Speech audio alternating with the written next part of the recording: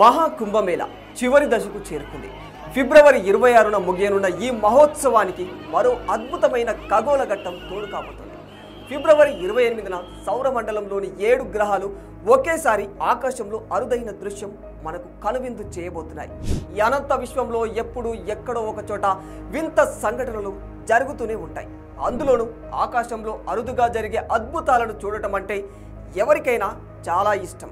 నింగిలో కనిపించే నక్షత్రాల నుంచి తోకచుక్కల వరకు, గ్రహాల నుంచి గ్రహ శకలాల వరకు ఇలా ఎలాంటి అద్భుత ఘటనలు జరిగినా ఆ విశేషాలను తెలుసుకునేందుకు, చూసేందుకు మనిషి చాలా ఆసక్తిని చూపిస్తూ ఉంటాడు. ఇక జీవిత కాలంలో ఒక్కసారి మాత్రమే ఆకాశంలో కనిపించే సుందర దృశ్యాలైతే ఎవ్వరూ మిస్ చేసుకోరు.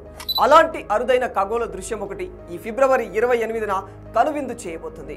ఆ రోజున 7 గ్రహాలు భూమికి సమాంతర రేఖలో వరుసగా కనిపిస్తాయట. సూర్యుడి చుట్టూ పరిభ్రమించే బుధుడు, శుక్రుడు, అంగారకుడు, బృహస్పతి, శని, యురేనస్, నెప్ట్యూన్ 7 గ్రహాలు ఒకే సరళ రేఖపై రానున్నట్లు శాస్త్రవేత్తలు చెబుతున్నారు. ఈ గ్రహాల కలయిక మహాకుంభమేళకు మరో విశిష్టతను తీసుకువచ్చినట్లు ఆధ్యాత్మికవేత్తలు సంబరపడుతూ ఉన్నారు. ఖగోళ విశేషాలు, ఆధ్యాత్మిక శక్తుల మధ్య సంబంధం ఉందనడానికి ఇదే సాక్ష్యం అంటున్నారు. మరి నిజంగానే 7 గ్రహాలు ఒకే సరళ రేఖపైకి రావడం అనేది సాధ్యపడుతోందా?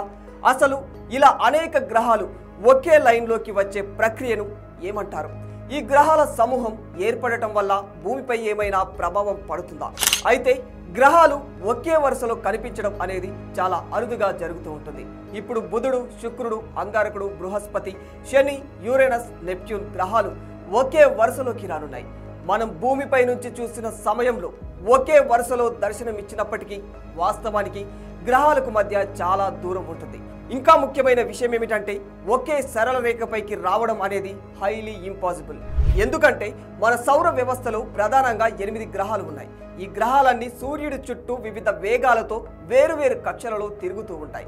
ఇలా వేరువేరు కక్షలలో వేరువేరు వేగాలతో తిరగడం వల్ల ఇవి ఒకే సరళ రేఖపైకి రావడం అనేది అంత సులువైన పని కాదు. కానీ దీర్ఘ వృత్తాకార కక్షలలో గ్రహాల అమరిక ఉండడం వల్ల భూమి నుంచి చూసినప్పుడు ఆకాశంలో అవన్నీ దగ్గరగా ఉన్నట్లు, ఒకే వరుసలో ఉన్నట్లు ఒక భ్రమను కలిగిస్తాయి. అయితే బుధ గ్రహం సూర్యుడికి అత్యంత సమీపంలో ఉంటుంది కాబట్టి 88 రోజుల్లో ఇది సూర్యుని చుట్టూ తన కక్షలు పూర్తి చేసుకుంటుంది. ఇక భూమికి సూర్యుని చుట్టూ తిరిగి రావడానికి 365 రోజులు పడుతుంది.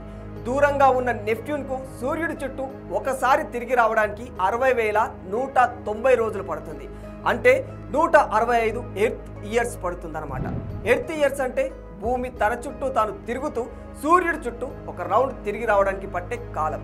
ఇలా వివిధ గ్రహాలు వేరువేరు వేగాలతో సూర్యుడి చుట్టూ పరిభ్రమిస్తున్నప్పుడు వీటిల్లో కొన్ని గ్రహాలు ఒకేసారి సూర్యునికి ఒక వైపు రావడం అప్పుడప్పుడు జరుగుతూ ఉంటుంది. ఇలా గ్రహాలు అన్ని ఒకే చోటికి రావడాన్ని planetary alignment, pair of planets గా పిలుస్తూ ఉంటారు. సాధారణంగా 3 గ్రహాలు అలైన్మెంట్ అవ్వడం, 5 నుంచి 6 గ్రహాలు ఒకే వరుసలో రావడం చాలా సార్లు జరుగుతూ ఉంటుంది. కానీ ఇలా 7 గ్రహాలు ఒకేసారి సమూహంగా కనిపించడం మాత్రం చాలా అరుదుగానే జరుగుతూ ఉంటుంది. ఇప్పుడు ఈ అరుదైన దృశ్యం ఫిబ్రవరి 28వ తేదీన భారత్లో ఉండేవారు అత్యంత స్పష్టంగా చూడవచ్చు. ఇక వీటిలో 5 గ్రహాలు బుధుడు, శుక్రుడు, అంగారకుడు, బృహస్పతి, శనిలను అత్యంత స్పష్టంగా కంటి చూపుతోనే చూడవచ్చు. అయితే కాస్త దూరంగా చాలా మసకబారిన గ్రహాలుగా ఉండే యురేనస్, నెప్ట్యూన్లను మనం చూడలేము. కానీ టెలిస్కోప్, బైనాక్యులర్ సహాయాలతో ఈ రెండింటిని కూడా చూడొచ్చట. ఈ గ్రహాల విన్యాసం స్పష్టంగా చూడాలంటే తక్కువ కాలుష్యం ఉన్న ప్రదేశంలో చూడవచ్చు. ఆకాశం స్పష్టంగా కనిపించాలి. సూర్యాస్తమయం తర్వాత లేదా తెల్లవారుజామున ఈ దృశ్యం కనపడుతుందని చెబుతున్నారు శాస్త్రవేత్తలు. గ్రహాల కక్షలు భూమి నుంచి చూసే కోణం వల్ల అవి వరుసలో ఉన్నట్టు కనిపిస్తాయి. 50 డిగ్రీల పరిధిలోనే ఈ 5 గ్రహాలు మనకు కనిపిస్తాయని చెబుతున్నారు శాస్త్రవేత్తలు. ఈ అరుదైన ఖగోళ ఘటన మనకు ఖగోళ శాస్త్రంలో ఎంతగానో ఆసక్తిని రేకెత్తించడమే కాకుండా మహాకుంభమేళ సమయంలో జరగడం వల్ల విశేషంగా మారిపోయింది. అయితే ఈ గ్రహాలన్నీ ఇలా ఒకే చోట సమూహంగా మారడం భూమిపై ఏమైనా ప్రభావం పడుతుందా అనేది చాలా మందిలో ఉన్న సందేహం. కానీ ఈ సంఘటన వల్ల భూమిపై ఎలాంటి ప్రభావం ఉండదంటున్నారు ఖగోళ శాస్త్రవేత్తలు. For more videos like this, subscribe Big TV channel.